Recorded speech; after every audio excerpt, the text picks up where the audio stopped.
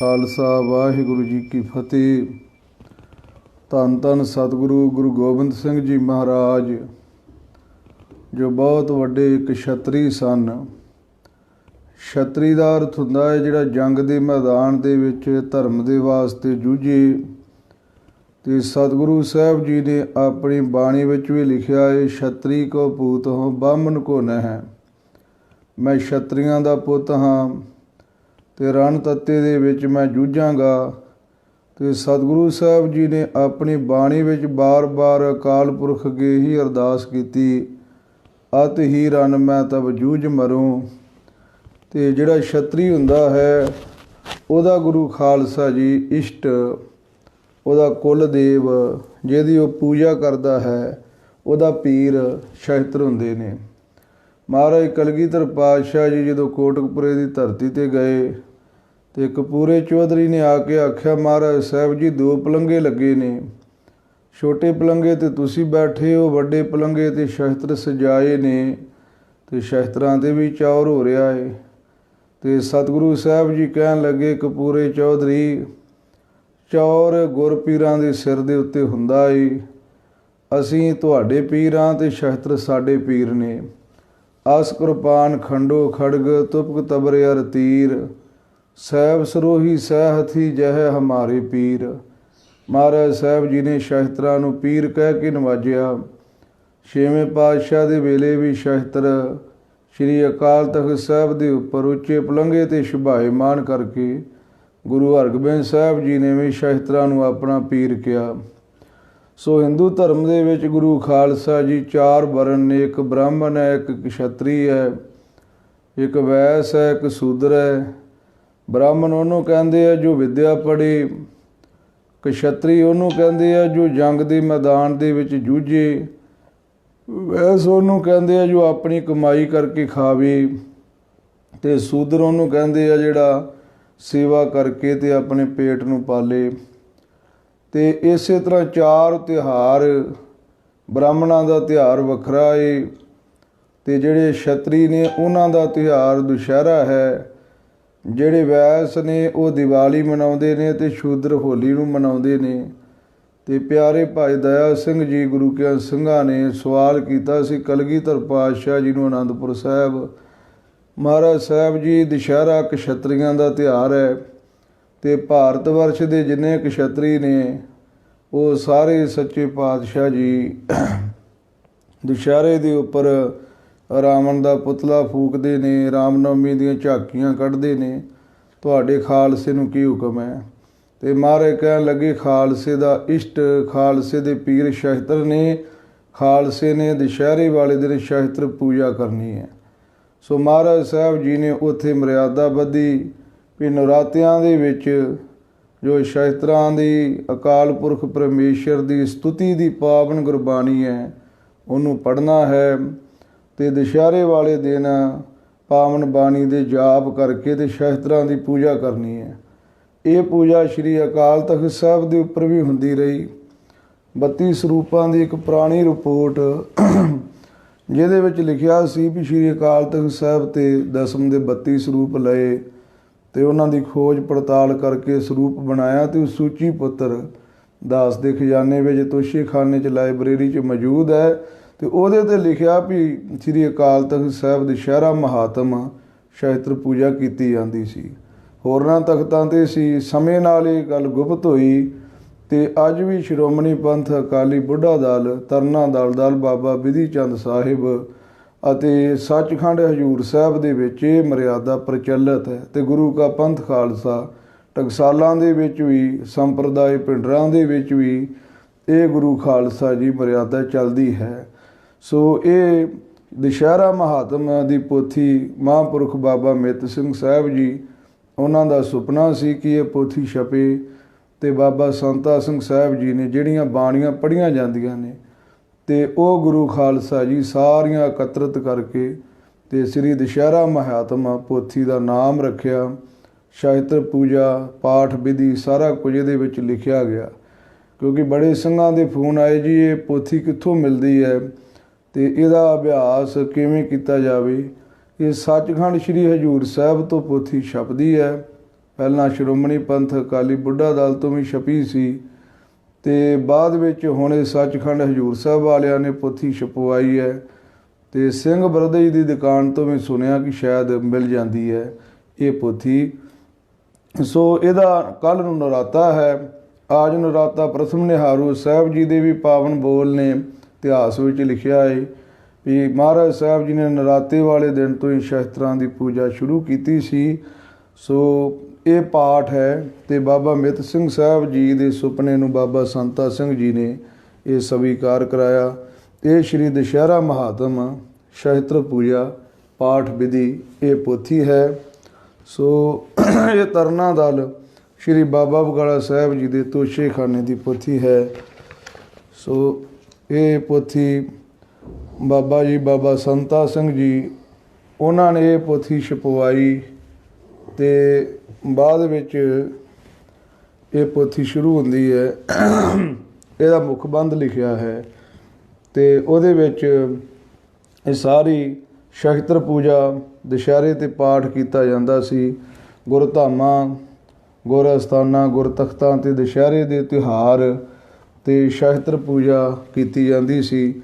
ਸ਼੍ਰੀ ਅਕਾਲ ਤਖ਼ਤ ਸਾਹਿਬ ਅੰਮ੍ਰਿਤਸਰ ਵਿਖੇ ਵੀ ਇਸੇ ਮਰਿਆਦਾ ਨਾਲ ਸ਼ਸਤਰ ਪੂਜਾ ਦੁਸਹਿਰੇ 'ਤੇ ਪਾਠ ਕੀਤਾ ਜਾਂਦਾ ਸੀ। ਅਤੇ ਇਹਦੇ ਵਿੱਚ ਫਿਰ ਇਹ ਕੁਝ ਵਿਦਿਆਰਥੀ ਸਿੰਘਾਂ ਦੇ ਨਾਮ ਨੇ ਅਤੇ ਜਿਵੇਂ ਸੱਚਖੰਡ ਸ਼੍ਰੀ ਹਜ਼ੂਰ ਸਾਹਿਬ ਅਤੇ ਸਰਵਲੋ ਜੀ ਦੀ ਪਾਵਨ ਬਾਣੀ ਪੜ੍ਹਾਈ ਉਹਦੇ ਬਾਰੇ ਜਿਹਦੇ ਵਿੱਚ ਲਿਖਿਆ ਹੈ। ਫਿਰ ਬਾਬਾ ਮਿੱਤ ਸਿੰਘ ਜੀ ਅਤੇ ਬਾਬਾ ਰਣ ਸਿੰਘ ਜੀ ਜੋ ਨਿਸ਼ਾਨ 'ਚ ਹੋਏ ਨੇ ਅਤੇ ਉਹਨਾਂ ਨੇ ਇਹ ਪੋਥੀ ਬਣਾਉਣ ਦੀ ਸੁਪਨਾ ਸੀ, ਉਹਨਾਂ ਨੇ ਪ੍ਰਾਰੰਭਤਾ ਕੀਤੀ ਸੀ ਅਤੇ ਬਾਅਦ ਵਿੱਚ ਅੱਗੇ ਮੁਖਬੰਧ ਹੈ ਅਤੇ ਬਾਅਦ ਵਿੱਚ ਇਹ ਪਾਠ ਦੱਸਿਆ ਹੈ। ਤਤਕਰਾ ਪੋਥੀ ਸ਼੍ਰੀ ਦੁਸਹਿਰਾ ਮਹਾਤਮ ਇਹ ਪਾਠ ਦਸਮ ਜੀ ਦੀ ਪਾਵਨ ਬੀੜ ਦੇ ਵਿੱਚੋਂ ਇਹ ਕਿੱਥੋਂ ਕਿੱਥੋਂ ਲਿਆ ਗਿਆ ਹੈ। ਇੱਥੇ ਫਿਰ ਗੁਰੂ ਖਾਲਸਾ ਜੀ ਇਹਦੀ ਵਿਧੀ ਲਿਖੀ ਹੈ। ਇਹ ਲਿਖਿਆ ਹੈ ਵੀ ਜਦੋਂ ਨਰਾਤਾ ਸ਼ੁਰੂ ਹੋਵੇ ਪਹਿਲੇ 9 ਦਿਨ ਪਾਠ ਦੀ ਵਿਧੀ। ਪਾਠ ਦੁਸਹਿਰੇ ਤੋਂ 9 ਦਿਨ ਪਹਿਲਾਂ ਅੱਸੂ ਦੇ ਨਵਰਾਤਰੇ ਪਿਛਲੇ ਪਹਿਰ ਆਰੰਭ ਕਰਨਾ। 12 ਵਜੇ ਤੋਂ ਬਾਅਦ ਪਿਛਲਾ ਪਹਿਰ ਮੰਨਿਆ ਗਿਆ ਹੈ। 12 ਵਜੇ ਕਰ ਲਓ, 2 ਵਜੇ ਕਰ ਲਓ ਅਤੇ ਸਾਰਾ ਪਾਠ ਇਹ ਪੜ੍ਹਨਾ ਹੈ। ਸਮਾਂ ਹਰ ਰੋਜ਼ ਪਿਛਲੇ ਪਹਿਰ ਕੋਈ ਵੀ ਨਿਸ਼ਚਿਤ ਕਰ ਲਿਆ ਜਾਵੇ, ਉਸੇ ਸਮੇਂ ਅਰਦਾਸ ਕਰਕੇ ਪਾਠ ਆਰੰਭ ਕੀਤਾ ਜਾਵੇ। ਭਾਵ ਜਿਹੜੇ ਸਮੇਂ ਅੱਜ ਸ਼ੁਰੂ ਕਰਨਾ ਹੈ ਅਤੇ ਉਸੇ ਸਮੇਂ ਹੀ ਇਹ ਰੋਜ਼ ਰੋਜ਼ ਪਾਠ ਕਰਨਾ ਹੈ, ਇੱਕੋ ਹੀ ਫਿਰ ਸਮਾਂ ਹੋਵੇ। ਪਾਠ ਦੇ ਆਰੰਭ ਆਦਿ ਮੱਧ ਅੰਤ ਸਮਾਪਤੀ 'ਤੇ ਕੜਾਹ ਪ੍ਰਸ਼ਾਦ ਅਤੇ ਸ਼ਹੀਦੀ ਦੇਗ ਤਿਆਰ ਕਰਨੀ ਹੈ। ਬਾਕੀ ਦਿਨਾਂ ਵਿੱਚ 7 ਪ੍ਰਕਾਰ ਦੇ ਮੇਵੇ ਜਿਵੇਂ ਬ੍ਰਹਮ ਕਵਚ ਦੀ ਮਰਿਆਦਾ ਵਿੱਚ ਦੱਸਿਆ ਸੀ, ਬਦਾਮ ਗਰੀ, ਖੋਪਾ, ਸੌਂਗੀ, ਛੁਹਾਰੇ, ਇਲਾਚੀ, ਛੋਟੀ ਲੌਂਗ, ਪਿਸਤਾ ਪ੍ਰਸ਼ਾਦ ਵਰਤਾਉਣਾ ਹੈ। ਹਰ ਰੋਜ਼ ਪਾਠ ਆਰੰਭ ਤੋਂ ਸਮਾਪਤੀ ਤੱਕ ਧੂਪ ਅਤੇ ਜੋਤ, ਨਾਰੀਅਲ, ਕੁੰਭ ਵਗੈਰਾ ਸਾਰਾ ਕੁਝ ਉਸੇ ਤਰੀਕੇ ਨਾਲ ਹੀ।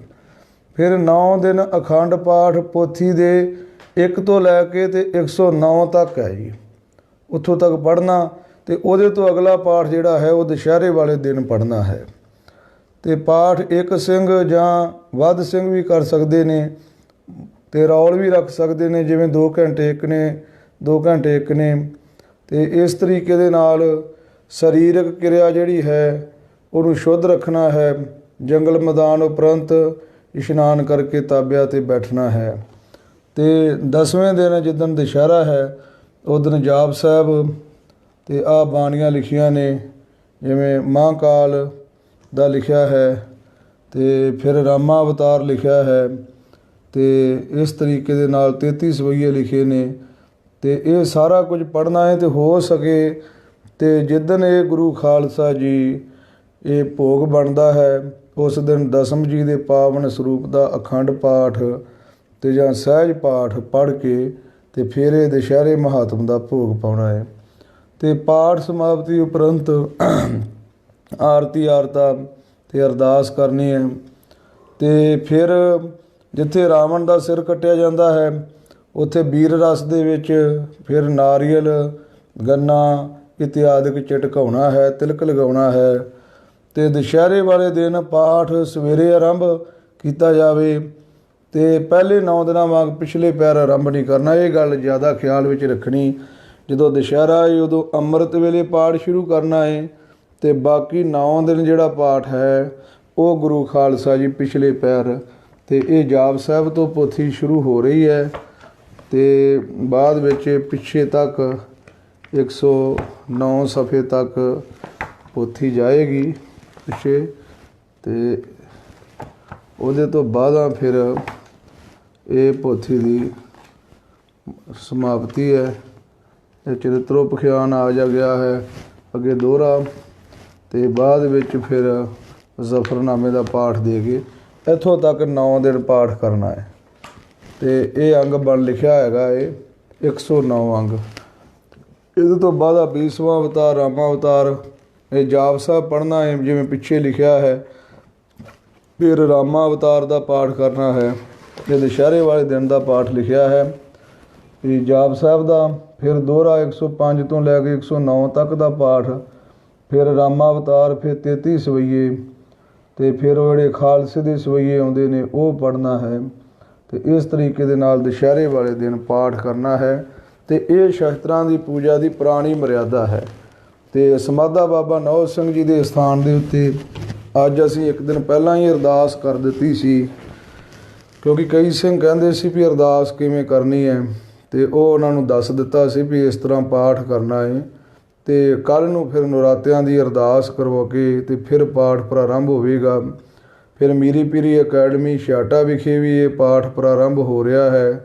ਉੱਥੋਂ ਗੁਰੂ ਖਾਲਸਾ ਜੀ ਦੇਖ ਲਓ, ਵਿਦੇਸ਼ੀ ਸਿੱਖ ਤੇ ਜਿਨ੍ਹਾਂ ਦਾ ਘਰ ਜਨਮ ਸਾਈਆਂ ਦੇ ਘਰ ਦਾ ਤੇ ਗੁਰੂ ਕੀ ਸਿੱਖੀ ਪ੍ਰਾਪਤ ਹੋਈ ਉਹਨਾਂ ਨੂੰ, ਉਹਨਾਂ ਦੇ ਮਾਤਾ ਪਿਤਾ ਨੂੰ ਭਾਈ ਸਾਹਿਬ ਭਾਈ ਹਰਭਜਨ ਸਿੰਘ ਜੀ ਜੋਗੀ, ਉਹਨਾਂ ਨੇ ਕਿਰਪਾ ਕਰਕੇ ਉਹਨਾਂ ਦੇ ਮਾਪਿਆਂ ਨੂੰ ਸਿੱਖੀ ਦਿੱਤੀ। ਉਹ ਜਨਮ ਤੋਂ ਹੀ ਸਿੱਖ ਹੋਏ ਤੇ ਉਹਨਾਂ ਦੇ ਮਨ ਵਿੱਚ ਚਾਅ ਹੈ ਵੀ ਅਸਾਂ ਨੇ ਦੁਸ਼ਹਿਰਾ ਮਾਤਮ ਕਰਨਾ ਹੈ। ਉਹਨਾਂ ਨੇ ਵੀ ਕੱਲ੍ਹ ਅਰਦਾਸ ਕਰਨੀ ਹੈ। ਤੋ ਇਸ ਵਾਸਤੇ ਹੋ ਸਕੇ ਤੇ ਦੁਸ਼ਹਿਰੇ ਮਹਾਤਮ ਦਾ ਪਾਠ ਵੱਧ ਤੋਂ ਵੱਧ ਕਰੋ। ਤੇ ਜੇ ਕੋਈ ਗੁਰੂ ਕੇ ਸਿੱਖ ਇਸ ਵਾਰੀ ਦੁਸ਼ਹਿਰਾ ਮਹਾਤਮ ਨਹੀਂ ਕਰ ਪਾਉਂਦੇ ਤੇ ਉਹ ਫਿਰ ਘੱਟੋ ਘੱਟ ਬ੍ਰਹਮ ਕਵਚ, ਭਗਵਤੀ ਅਸਤੋਤਰ, ਚੰਡੀ ਚਰਿੱਤਰ, ਭਰੇ ਜੋਗਣੀ, ਚੰਡੀ ਦੀ ਵਾਰ, ਉਗਰ ਦੰਤੀ, ਇੰਨੀਆਂ ਬਾਣੀਆਂ ਦਾ ਪਾਠ ਘੱਟੋ ਘੱਟ ਸ਼ਾਮਾਂ ਨੂੰ ਕਰਨ ਰੋਜ਼ ਹੀ ਪਿਛਲੇ ਪਹਿਰ 9 ਦਿਨ ਤੇ 10ਵੇਂ ਦਿਨ ਫਿਰ ਜਾਪ ਸਾਹਿਬ ਰਾਮਾ ਅਵਤਾਰ ਜਿਵੇਂ ਦੱਸੀ ਹੈ ਮਰਿਆਦਾ ਤੇ ਉਸੇ ਤਰੀਕੇ ਦੇ ਨਾਲ ਪੜ੍ਹ ਕੇ ਤੇ ਸ਼ਸਤਰਾਂ ਦੀ ਪੂਜਾ ਕਰਨ। ਸੋ ਮੈਨੂੰ ਕਈ ਗੁਰੂ ਕੇ ਸਿੰਘਾਂ ਨੇ ਪੁੱਛਿਆ ਸੀ ਤੇ ਮੇਰੇ ਮਨ ਵਿੱਚ ਇਹ ਭਾਵਨਾ ਆਈ ਵੀ ਸਾਨੂੰ ਇਹ ਸਾਰੀ ਸ਼ਸਤਰ ਦੀ ਪੂਜਾ ਦੀ ਜੋ ਮਰਿਆਦਾ ਹੈ ਉਹ ਗੁਰੂ ਕੇ ਸਿੱਖ ਸੰਗਤਾਂ ਨੂੰ ਦੱਸਣੀ ਚਾਹੀਦੀ ਹੈ। ਸੋ ਸ਼੍ਰੀ ਸਰਬਲੋ ਬੁੰਗਾ ਨੰਗਲੀ ਵਿਖੇ ਅੱਜ ਇਹ ਦੁਸ਼ਹਿਰਾ ਮਹਾਤਮ ਦੀ ਪੋਥੀ ਪ੍ਰਕਾਸ਼ ਕਰਕੇ ਤੇ ਦਾਸ ਸਾਹਿਬ ਗੁਰੂ ਕੇ ਸਿੱਖ ਸੰਗਤਾਂ ਵਿੱਚ ਚਰਨਾਂ ਵਿੱਚ ਹਾਜ਼ਰੀ ਲਵਾ ਰਿਹਾ ਹੈ।